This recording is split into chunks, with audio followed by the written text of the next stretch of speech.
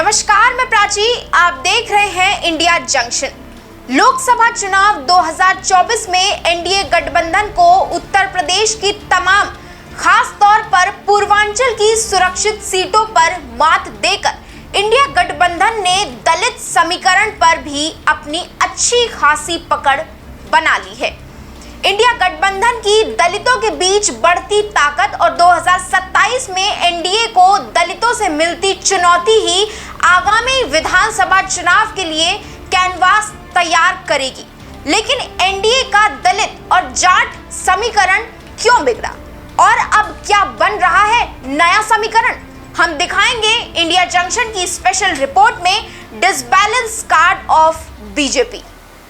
लोकसभा चुनाव 2024 का समाप्त होना और 2027 के आगाज के बीच में बढ़ता इंडिया गठबंधन इस समय आत्मविश्वास से लबरेज दिख रहा है।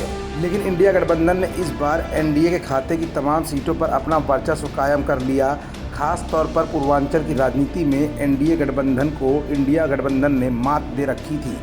लेकिन इसके पीछे की तमाम वजह ऐसी हैं जो आम जनता न जानती है और ना ही तो जानने की कोशिश करना चाहती है। कुछ ऐसे ही पहलुओं पर आज इंडिया जंक्शन की इस रिपोर्ट में तमाम तथ्य आज हम आपको दिखाएंगे भी और बताएंगे भी।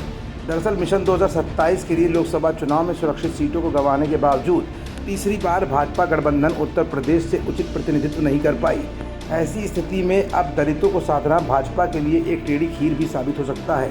भारतीय जनता पार्टी और मोदी के नेतृत्व में लोकसभा चुनाव 2024 के बाद जिन मंत्रियों का चयन यूपी में मिशन 2027 की झलक देखने के लिए किया गया है, केंद्रीय मंत्रिमंडल में यूपी के कोटे से इस बार कई समुदायों को पूर्ण प्रतिनिधित्व नहीं मिलना एनडीए के लिए भी अगले आने वाले विधानसभा चुनाव में खतरे की घंटी भी हो सकती है।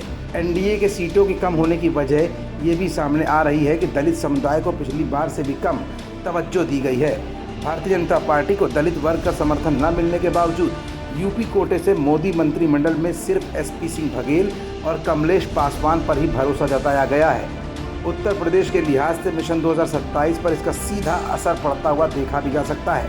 देखा जाए तो इस बार जाट समाज से एक भी मंत्री का न होना भी सवाल खड़े कर रहा है। शायद भाजपा की सीटों की कम होने की वजह ये भी है। एक सर्वे की रिपोर्ट के मुताबिक 90% से ज़्यादा मुस्लिम वोटर्स और 80% से ज़्यादा यादव वोटर्स ने इंडिया गठबंधन को अपना वोट दिया है, जबकि गैर जाटव दलित वोटों का लगभग 56% भी इंडिया गठबंधन सहित विपक्षी गठबंधन एनडीए को हासिल हुआ। सर्वे के मुताबिक 25% जाटों और दलितों ने भी इंडिया गठबंधन को ही वोट किया। 2019 में यूपी की 17 सुरक्षित सीटों में से 15 भाजपा की झोली में आए थे, लेकिन 2024 लोकसभा चुनाव में 8 सीटों पर ही भाजपा को संतोष करना पड़ा। इंडिया गठबंधन के सहयोगी समाजवादी पार्टी ने इस बार दलित कोटे से 7 सीटों पर अपना कब्जा जमा लिया, जबकि कांग्रेस को एक ही सीट मिल सकी। इस बार 2024 के चुनाव में आज़ाद समाज पार्टी के चंद्रशेखर आज़ाद ने अपनी दावेदारी मजबूत करते हुए लोकसभा चुनाव में अपना खाता भी आखिरकार खोल ही डाला। जानकारी के मुताबिक एसपी सिंह बघेल को दलित वर्ग अपना मानता ही नहीं है। बघेल पर आरोप है कि वो एससी बनकर सुरक्षित सीट पर चुनाव लड़ते आए हैं। इस संबंध में एक मामला भी उनके खिलाफ कोर्ट में चल रहा है। दूसरे गोरखपुर के बांसगांव से 3150 वोटों से जीतने वाले कमलेश पासवान हैं, जो गोरखपुर के चर्चित नेता ओम प्रकाश पासवान के बेटे हैं।